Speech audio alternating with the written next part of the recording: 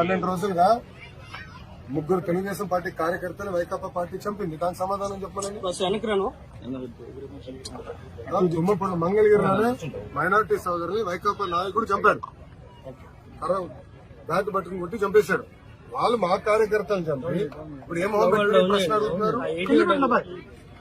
ఈ రోజు కూడా తాడిపత్రులు మా కార్యకర్తను చంపేశారు. చంద్రబాబు నాయుడు గారు ఓర్పు సహనంతో మమ్మల్ని ఉండమన్నారు కనుక ఓర్పు సహనంతో ఉన్నాం.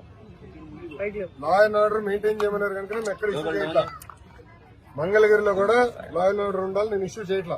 చెప్తున్నా, మిమ్మల్ని అడుగుతున్నా, ఎక్కడండి వైకాపా కార్యకర్త ఎవరు దెబ్బ తగిలింది, ఎవరిని చంపాము, ఒక్కడి జోలికి వెళ్ళాం మేము. వాళ్ళు ముగ్గురు మమ్మల్ని చంపి తిప్పి మా పైన ఆరోపణ చేస్తాం. కరెక్ట్ గా రుషికొండ ప్యాలెస్ బహిర్గతమైంది ఏంటి సార్? 500 కోట్లు మీరు మొత్తం చూడండి, ఇంకా చాలా ఉండాలి. ఇంకా ముఖ్యమంత్రి గారు దానిపైన నివేదిక అడిగారు. ఎంత ఖర్చు అయింది, దేనికి ఖర్చు పెట్టారు, మొత్తం డీటెయిల్స్ అడిగారు. ఇంకా రావాల్సిన అవసరం ఉంది.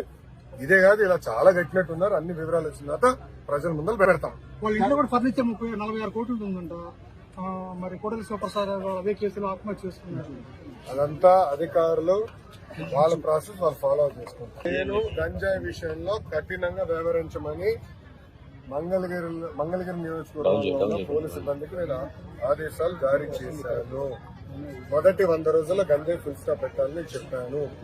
ప్రత్యేకంగా నేను డీజీ గారిని కలిసి, హోంమంత్రి గారిని కూడా కలిసి, నిన్న రాత్రి కూడా హోంమంత్రి అనిత గారితో కూడా మాట్లాడటం జరిగింది. పాదయాత్రలో గంజాయి వల్ల కుటుంబాలు ఎలా నాశనం అయినాయో నేను చూశాను. మీరు కఠినంగా వ్యవహరించాలని ఆమెను కోరాను. మేడం గారు కూడా సమీక్ష పెడతాన్నారు, సభ్యుతో రివ్యూ చేస్తా ఉన్నారు.